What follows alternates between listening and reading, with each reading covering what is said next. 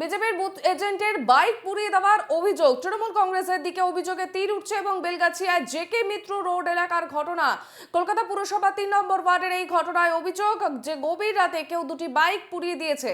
BJP কর্মী তারক দাস 2021 সালের vote পরবর্তী হিংসার শিকার বলেই বিজেপির অভিযোগ এবং তিনি সেই সময় 3 মাস বাড়ি ছাড়া ছিলেন। সপ্তম দফার ভোটে বিজেপি প্রার্থী তাপস রায়ের বুথ এজেন্ট তিনি এবং রামকৃষ্ণ প্রাথমিক বিদ্যালয় 245 নম্বর বুথের এজেন্ট তিনি।